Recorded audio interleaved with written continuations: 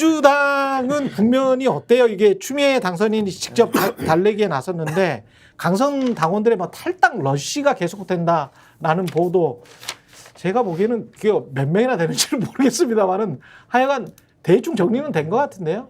분위기 자체가 몰아가기 같은데. 예. 네.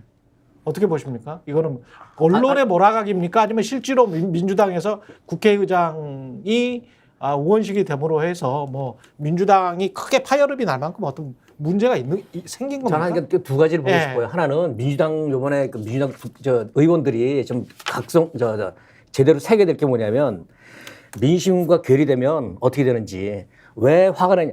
그러니까 우원식이라는 사람이 국회의장이 되면 안 될 사람이어서가 아니라 지금 분노한 민심을, 당심을 대변하지 못하니까. 그리고 그 대변하지 못하는 데 뭐냐면 내보는 엘리트주의가 있어요. 그 국회의원들이. 아니, 당신들이 막 유권자들이 당원들 뭘 알아? 내가 알아서 할 테니까 당신들이 구경이나 해. 이거를 간파한 거예요. 그러니까 기분 나쁜 거예요, 지금. 그 마음 이해되고요. 그 마음 못하면 정치들 하지 마세요. 네? 그리고 또 하나는 자꾸 팬덤이니 강성이니 뭐 극렬이라고 하고 하는데 이런 열성 지지자들 없었으면요 스포츠 다 죽었습니다. 롯데, 자이언츠, 롯데 타이거즈 기아가요? 네. 다 그 열성 당원에서 시작한 거고요. 열성 이런 지지자들이 없으면 정치고 다 없습니다. 그러니까 뭐 강성이니 팬덤이니 하면서 프레임 씌우지 마세요. 그분들이 그래도 정치에 관심 갖고 지켜주는 사람들입니다. 저는 이렇게 봅니다. 근데 이제 강성과 뭐 열성과 이것이 똑같이 지금 뭐 심한 사람들도 있긴 한데 등치되는 뭐, 게 예. 비이성적인 거잖아요. 비이성적 다 판단 그리고 싸잡아서 극단적인 어떤 주의, 이즘 뭐 이것이 걱정이 되는 거는 맞죠. 뭐 민주주의에 대한 열성이 있다. 자유민주주의를 강하게 지지한다. 그거는 저는 바람직한 거 아닙니까? 바람직하다고 봐요. 뭐 자기가 사회민주주의를 강하게 지지한다. 저는 그것도 바람직하다고 봅니다. 왜 자기 이즘이 있는 거지. 근데 그게 막 극단적으로 뭐 폭력적이고 이게 문제가 있는 거죠. 근데 아주 비이성적이거나. 근데 제가 언론한테 또 좀 지적하고 싶은 거는 오늘 이 추경호 원내대표가 이런 말을 했더라고요. 모임 후에 22일 3선 이상 중진들을 모아서 표단속을 하면서, 표단속이라는 거는 최상병 특검법 관련해서 표단속을 하면서 한치의 흐트러짐 없이 전원이 모여 당론으로 우리 의사를 관철할 수 있도록 힘을 모으자는 결론을 내렸다. 아니 이게 비이성적인 거 아니에요? 일사불란하게. 이게 극단적인 거 아닙니까? 만약에 이런 사안에 대해서 민주당의 당원들이나 국회의원들이 모여가지고 그리고 원내대표가 이런 말을 직접 해. 에? 이런 비이성적인 상황에서. 그럼 민주 없는 민주당 됐지. 완전히 그런 민주가 없는 국민의힘이잖아요. 이게 말이 되나? 명분도 하나도 없는데. 근데 이제 그 당심과 민심의 괴리적인 사안은 네. 뭐 양당 공이 저는 드러나는 증상이기도 하고 늘 당이라는 곳은 자기 신들만의 코어 지지층도 잘 다독여야 되지만은 또 계속 확장적인 전략을 동시에 써야 되니까 그렇죠. 이 어려운 정치적 과정을 해 나가야 되는 문제인 것 같고요. 저는 이제 오늘이 노무현 대통령 서거하신 지 15주기인데 노무현 정부가 사실은 참여정부라고 이름이 불려졌었잖아요. 그 참여에서 열성당원 내지는 강성 지지자들이 분명히 있습니다. 근데 저는 그분들의 팬덤 정치를 악마화하거나 팬덤 정치를 저는 터부시하는 것은 바람직하지 않다. 오히려 참여 정치를 훼손시킨다고 저는 생각을 하거든요. 그럼 문제는 뭐냐? 팬덤 정치가 문제가 아니라 저는 셀럽 정치가 문제라고 보거든요. 그러니까 팬덤 정치를 갖다가 셀럽 정치는 어떻게 하는 거냐면은 팬덤을 이용하면서 그 팬덤에 끌려가는 정치를 저는 셀럽 정치라고 이해합니다. 그러면서 정치인이 본인만 돋보이기 위한 정치. 네. 이게 저는 셀럽 정치라고 생각을 하기 때문에 강성 팬덤이 문제가 아니라 용기와 소신이 없이 그 열성 지지자들에게 이끌려가거나 아니면 그들을 이용해서 자신의 정치적 목적을 달성하려는 이런 셀럽 정치가 문제다. 그러니까 정치인들이 각성할 부분이지 그렇지. 지지자들이 자기의 돈과 시간과 열정을 투여해서 시민의 한 사람으로서 정치적 참여권을 행사하는데 그걸 갖다가 강도의 차이가 있다 그래가지고 악마화하고 죄악시할 필요는 전혀 없다. 그래서 저는 이 팬덤 정치와 좀 셀럽 정치는 좀 구별을 해가지고 우리가 비판할 대상은 대중에게 생각 없이 끌려가는 그런 정치인들 여기에 대해서 우리가 좀 비판을 해야 되지 않을까라는 생각이 좀 같습니다. 그러니까 저도 맨날 똑같은 말씀을 드리는데 이 주제 나올 때마다 예. 그러니까 정파 불문이에요. 이 문제가 정파 불문이고 심지어는 그 국경을 초월합니다. 다른 나라 정치도 다 고민거리인 문제거든요.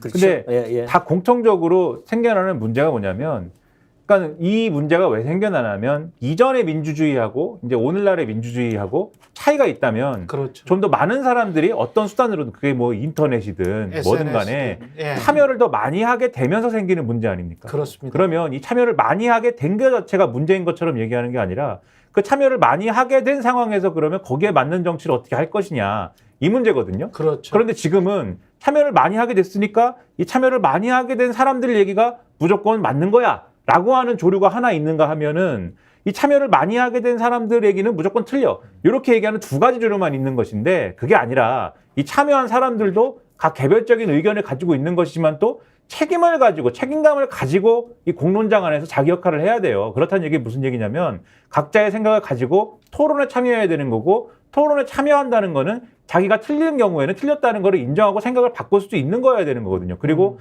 그렇게 할 수 있는 정보를 제공하고 그러한 토론을 이끌어가고 그러한 토론의 결론을 잘 정리하고 하는 역할이 바로 정보를 많이 갖고 있는 권한을 많이 갖고 있는 정치인이 해야 될 역할이라는 겁니다. 그래서 팬덤 정치라고 할 때의 문제점들은 정치인이 나서서 그 팬덤을 설득하려고 하고 이게 아닐 때는 이게 아닙니다라고 용감하게 얘기하려고 하고 그들과 대화하려고 하고 설득해내려고 하고 이럴 때 해결이 되는 거거든요. 그래서 지금 민주당에 문제적인 어떤 현상들이 있는 거는 일부 사실인 것 같아요. 예를 들면 오늘도 기사 보니까는 박주민 의원이 이제 법사위원장으로 유력하다라는 민주당 내에 이제 논의가 있는데 지금 박주민 의원이 우원식 의원을 지지했는지 안 했는지는 사실 저는 모르는데 지지한 게 아닐까라고 생각한 일부 당원들이 그 이제 사무실 가가지고 뭐 대자보 붙이고 이랬다는 거거든요. 그리고 박주민 의원 사무실 가서 그렇죠. 네. 그래서 네. 법사위원장 하지 마시오. 지금 뭐 반대하고 뭐 이런다는 거거든요. 네. 근데 그게 이제 합리적인 행동인가에 대해서 그거는 합리적이지 않죠. 누군가 가서 네. 얘기를 해봐야죠. 설득을 해봐야죠. 이건 아닌 것 같습니다. 또 박주민 의원이 이야기도 하고 그거는 그렇죠. 사실은 그리고 네. 또 지금 이 지지의 어떤 상당한 대상이 됐던 추미애 당선인도 저는 잘했다고 봐요. 추미애 당선인이 저 탈당하지 않습니다. 저도 욱할 때가 많은데 그렇지. 탈당해서 해결할 수 있는 게 아닙니다. 또 이렇게 해서 해결할 수 있는 게 아닙니다. 중요한 책임을 가지고 또 설득해야 될 책임이 있는 거다. 그렇게 해결해 나가는 게 중요하다라고 보는 거죠. 그러니까 오늘 보니까 김성환 의원인가 그 자기 드러냈죠. 지지를 나 드러냈- 우원식 지지했다라고. 나는 이런 의원이 더 많았으면 좋겠어요. 김성환 의원이 내 자기 행동에 대해서 김성환 의원은 핵심 중에 핵심인데 아니 극성이니 강성이니 뭐라고 배척하지 말고 인재 영입이 간사했잖아. 자기를 드러내고 네. 자기 얘기를 하고 설득하고 그렇습니다. 네? 지지자들을 설득하고 아주 중요해. 내가 잘못했으면 제가 잘못 생각했습니다. 용서를 네. 구하고 이러면서 신뢰감을 구축하게 되는 거지. 야구구장에 말이죠. 예를 들면 야구구장에 팬들이 와 있는데 얌전히 계세요. 얌전히 구경을 하다가 플레이는 내가 할게. 돈만 나가 내고 아니라 가라. 그러면 안 되는 돈만 거지. 내고 가는 거죠. 네. 팬들이 원하는 네, 알겠습니다. 그럼 멋진 플레이를 해야 되는 거죠. 그렇죠. 근데 이제 그런 측면도 있지만 요거 한 가지만 갑자기 떠오르는 그 어떤 이론이 있어가지고 슈메이커 교수라고 아주 유명한 언론학자가 있는데 언론에 영향을 미치는 여러 가지 요소들을 이야기를 했어요. 그거는 기자나 뭐 PD의 편견부터 시작해서 저 위에 거대한 놈 이데올로기까지 뭐 냉전의 이데올로기까지 여러 가지가 있는데 그 네 번째 정도 되는 큰 동심원이 대중이 있습니다. 대중은 언론 같은 무시무시한 권력도 억압할 수가 있어요. 언론이 대중을 억압할 수도 있고 합쳐진 대중이 언론을 억압할 수도 있습니다. 근데 이게 무서운 건 이 동심원이 실선으로 돼 있다는 거예요. 점선으로 돼 있지 않고. 민주주의가 올바르게 작동을 하려면 이게 다 점선이어야 돼요. 그러니까 한쪽이 한쪽을 아주 뭐 그냥 뭐 공산당 무슨 뭐 저 자아 비판하듯이 어떤 다수가 소수를 억압할 수 있는 그런 체제면 그 민주주의가 작동을 하지가 않습니다. 그러니까 대중도 청중도 우리가 특히 민주당 지지자들이나 국민의힘 지지자들 중에 30% 분들은 우리가 좀 언론에서도 이야기를 안 하는데 이분들도 본인들이 국민의힘을 지금 잘못된 길로 이끌고 가고 있는 것 아닌가? 이른바 윤석열 빠 이런 단어는 안 나오잖아요. 근데 진짜 그 찐윤 친윤 그룹의 어떤 지지자들 있잖아요. 본인들만 지금 친윤이야. 대한민국 한 100% 중에서 한 20% 30%만 친윤이야. 그러면 좀 돌아봐야 될 거 아니에요. 그 대화도 해봐야 되고 그리고 그게 이제 윤석열한테 힘이 되는 건지 아니면 윤석열의 한계로 작용하는 건지를 고민을 해봐야 돼. 민주당 지지자들도 마찬가지거든. 그리고 그게 민주당의 외연 확장에 좋냐? 앞으로 대선에 좋냐?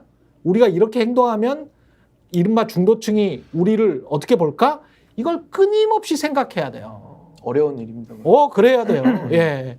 대중도 현명해져야 됩니다. 네. 지금 다 드러나 있기 때문에. 예. 그리고 아까 언론학자 얘기했잖아요. 예. 언론도 문제가 있습니다. 예. 그러니까 강성 팬덤 하면서 뭐냐면 자꾸 프레임을 씌워요. 그렇죠. 혐오의 프레임을 씌운다고. 그렇지. 다 필요하게 만들어. 그렇죠. 나쁜 거로 만들어.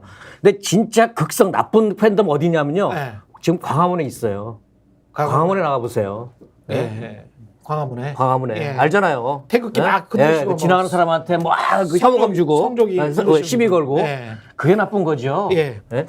그러니까 저는 한 말씀만 언론도 문제가 커요. 네, 저도 첨언하자면은 그런 극성으로 인한 문제들도 분명히 있습니다. 그걸 뭐 네. 저도 부인하는 게 아니고요. 네. 그건 어느 진영을 떠나서 네. 다 발생할 수 있다라는 것을 우리가 인정하고 각 진영 특색에 맞게 좀 극복하는 방법도 각 진영에서 만들어내야 된다는 생각이 들고 그렇지 저는 않으면 도태돼. 아 그렇죠. 그렇지 않으면 외딴 도태돼. 섬에 갇히는 거죠. 예. 자신들만의 섬에 갇히는 거고 그렇습니다. 자기 주변에는 같은 당 지지하는 사람들이 많은데 예. 한 발짝만 나와 보면 혼자 쓸쓸해지는 거예요. 그렇습니다. 이런 현상이 있고요. 저는 제가 지금 무소속이기도 하거니와 그래도 나름대로 저는 보수 진영에서 합리적으로 확장 전략을 저는 썼던 사람으로서 굉장히 어렵습니다. 매 사안마다 지금 우리의 현실에서 옳은 결론을 찾아야 되는 거고요. 합리적이고 균형 있는 주장을 하고 논증을 잘해야 중도 있는 지지자들이 오랜 시간 누적된 신뢰를 가지고 지지를 해주시는 거지 예. 이게 하루아침에 되지 않거든요. 매우 까다로운 유권자들이기 때문에 전 정당에서 중도 확장 전략을 쓰기 위해서는 많은 노력을 해야 된다. 예. 저는 그렇게 생각합니다.